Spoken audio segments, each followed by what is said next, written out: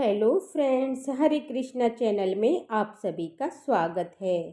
Friends, आज की video में मैं आपको मोक्षदा एकादशी की बहुत ही सरल पूजा विधि बताने वाली हूँ। मार्गशीर्ष मास यानी कि मंगशिर मास के शुक्ल पक्ष में आने वाली एकादशी को मोक्षदा एकादशी कहते हैं। इस एकादशी पूजा और व्रत करने वाले मनुष्य को तो मोक्ष की प्राप्ति होती ही है, साथ में उसके पूर्वजों को मोक्ष की प्राप्ति होती है। तो देखिए, पूजा करने के लिए सबसे पहले हमें एक पटला बिछा लेंगे और उस पर हमें पीले रंग का वस्त्र बिछा लेंगे। पीले रंग का आसन लगाने के बाद हम थोड़े से फूलों का आसन देंगे। आप चाहे तो आप तिल का भी आसन दे सकते हैं। और एकादशी को आप चावल का उपयोग ना करें पूजा में, ना ही चावल का आपको सेवन करना होता है। तो देखिए, फूलों का आसन देकर श्री हरि विष्णु को विराजमान कर दिया है। इसके बाद हम लोग यहाँ पर गणेश जी महाराज को विराजमान करेंगे, क्योंकि गणेश जी की पूजा हमें सर्वप्रथम करनी है। उसके बाद देखिए, लड्डू गोपाल को हम यहाँ पर फूलों का आसन देकर विराजमान करेंगे। तो देखिए, यहाँ पर हमारे आ गए हैं लड्डू गोपाल जी, और अब हम इनको विराजमान कर लेंगे। अगर आपके पास लड्डू गोपाल जी की सेवा करते हैं तो आप लड्डू गोपाल जी को जरूर विराजमान करें, क्योंकि गोपाल जी श्री कृष्ण का ही बाल स्वरूप हैं। तो देखिए, सभी को विराजमान करने के बाद हम लोग सबसे पहले यहाँ पर दिया प्रज्वलित करेंगे। तो फूलों का आसन देकर मैंने यहाँ पर दिया जला लिया है। इसके बाद हम यहाँ पर शुद्धिकरण करेंगे। तो देखिए, सबसे पहले शुद्धिकरण करेंगे तो मैं फूल से सभी का शुद्धिकरण कर लूँगी। तो देखिए, सभी को छींटे लगाकर स्नान करा देंगे और उसके बाद हम सबसे पहले गणेश जी की पूजा करेंगे। तो देखिए, गणेश जी को तिलक कर देंगे हम लोग यहाँ पर, और भगवान विष्णु को भी तिलक कर देंगे। और गणेश जी को हम वस्त्र स्वरूप कलावा समर्पित कर देंगे और विष्णु भगवान को वस्त्र स्वरूप कलावा समर्पित करेंगे। उसके बाद में देखिए, हम यहाँ पर लड्डू गोपाल जी को वस्त्र स्वरूप कलावा समर्पित करेंगे। उसके बाद में मैं यहाँ पर तिल जरूर समर्पित करूँगी, क्योंकि देखिए, मार्गशीर्ष मास में तिल का दान विशेष महत्व होता है। उसके बाद में हम यहाँ पर पुष्प समर्पित करेंगे गणेश जी को, दिए को, विष्णु भगवान को और लड्डू गोपाल जी को।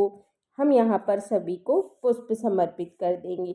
अगर आपके पास फूलों की माला है तो आप फूलों की माला भी अवश्य समर्पित करें, और नहीं है तो आप खुले फूल भी समर्पित कर सकते हैं।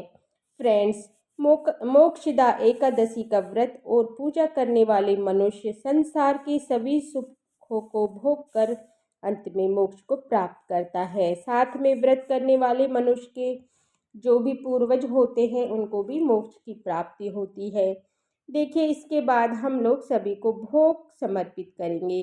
तो गणेश जी को भोग हमें अलग से समर्पित करना है, क्योंकि गणेश जी के भोग में हमें तुलसी नहीं रखनी होती है। गणेश जी को हमने यहाँ पर मेवे का भोग समर्पित कर दिया है, और उसके बाद में हम विष्णु भगवान को भोग समर्पित कर देंगे।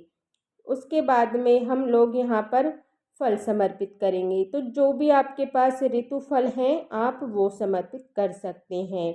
उसके बाद में हम लोग विष्णु भगवान को, लड्डू गोपाल को यहाँ पर जल समर्पित कर देंगे। साथ ही हम लोग मेवे का भोग यानी ड्राई फ्रूट भोग समर्पित करें। साथ ही साथ में जो ऋतुफल हैं आप वो भी समर्पित कर सकते हैं। और अन्न का भोग हमें बिल्कुल नहीं समर्पित करना होता है। एकादशी के दिन आप दूध से बनी मिठाई भोग समर्पित कर सकते हैं। साथ ही जैसा कि आपको मैंने बताया कि तुलसी हमें ज़रूर रखनी है, तो यहाँ पर हमें विष्णु भगवान को तुलसी समर्पित करेंगे, तो लड्डू गोपाल जी को समर्पित करेंगे। और साथ ही हम आपके पास अगर जनेऊ है तो आप गणेश जी को जनेऊ समर्पित कर दें। उसके बाद में देखिए, यहाँ पर मैंने जनेऊ समर्पित कर दी है। साथ ही मैंने यहाँ पर दक्षिणा जरूर समर्पित करनी है। तो हम जब भी कोई पूजा करते हैं तो दक्षिणा अवश्य समर्पित करते हैं। तो देखिए, यहाँ पर मैंने दक्षिणा समर्पित कर दिया है। उसके बाद मैं यहाँ पर सभी को तिल समर्पित कर दूँगी। तो यहाँ पर देखिए, मैंने तिल समर्पित कर दिए हैं। उसके बाद हम लोग सभी को यहाँ पर इस तरीके से धूप दिखाएंगे और दीप दिखाएंगे। तो यहाँ पर देखिए मैंने धूप दीप दिखा दिया है। उसके बाद में हम यहाँ पर मोक्षदा एकादशी की व्रत कथा सुनेंगे। तो देखिए व्रत कथा सुनने के लिए हमें एक जल का लोटा जरूर ले लेंगे। इसके बाद में साथ ही हमने अपने हाथों में या तो देखिए आप तिल ले लें या तिल पूजा में भी अवश्य समर्पित करें, और कहानी सुनते हैं उस समय भी आप हाथ में लेकर ले सकते हैं। अगर आपके पास तिल नहीं है तो आप फूल लेकर भी ये कहानी सुन सकते हैं, या फूल या तिल हाथ में लेकर हम कहानी सुनेंगे, क्योंकि खाली हाथ हमें कहानी नहीं सुननी होती है। कहानी सुनने के बाद हम यहाँ पर विष्णु भगवान को फूल समर्पित कर देंगे, लड्डू गोपाल को फूल समर्पित कर देंगे और गणेश जी भगवान को फूल समर्पित कर देंगे। इसके बाद में हम आरती करेंगे। तो देखिए हम आरती करेंगे, गणेश जी की आरती करेंगे, विष्णु भगवान की आरती करेंगे और कृष्ण भगवान की आरती करेंगे, लड्डू गोपाल की। तो यहाँ पर आप कपूर आरती भी कर सकते हैं, या फिर आपने जो दिया जलाया है उससे भी आरती कर सकते हैं। तो आप चाहे तो आपने जो दिया लिया है उससे आरती कर सकते हैं। तो यहाँ पर हम गणेश जी की आरती करेंगे, विष्णु भगवान की आरती करेंगे, और इस तरह से हमारी मोक्षदा एकादशी की पूजा पूर्ण हो जाएगी। फ्रेंड्स, आरती करने के बाद हम हाथ जोड़कर पूजा में रही कमियों की क्षमा याचना करेंगे और भगवान से अपनी मनोकामना पूर्ण करने के लिए प्रार्थना करेंगे।